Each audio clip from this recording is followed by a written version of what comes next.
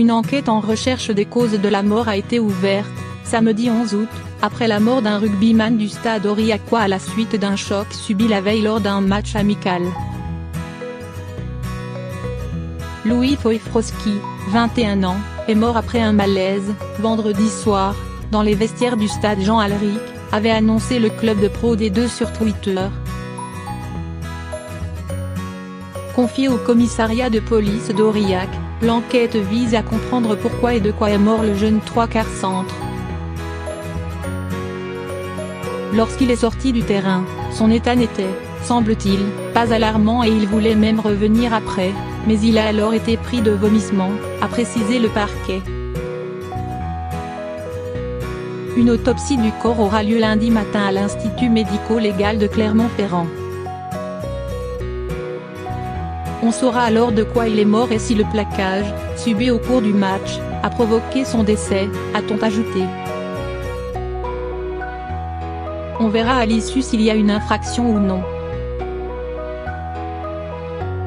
Plusieurs pertes de connaissance. Selon le journal La Montagne, le joueur, titulaire au centre de l'attaque, est sorti du terrain en seconde période, 60e minute, du match contre le club de Rodez après avoir été l'objet d'un plaquage.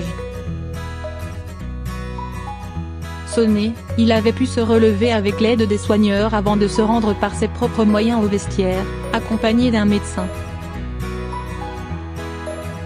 C'est au vestiaire qu'il a perdu connaissance à plusieurs reprises un peu plus tard. Pris en charge par le service médical et les secours supplémentaires arrivés sur place, il n'a pas pu être ranimé, selon le quotidien régional. Il est mort vers 20h. Louis Foyfroski avait rejoint le stade Aurillacois en 2015 après avoir évolué pendant 3 saisons chez les jeunes du Montpellier Hérault Rugby. Il avait effectué une vingtaine de matchs en Pro D2 au cours des 2 dernières saisons.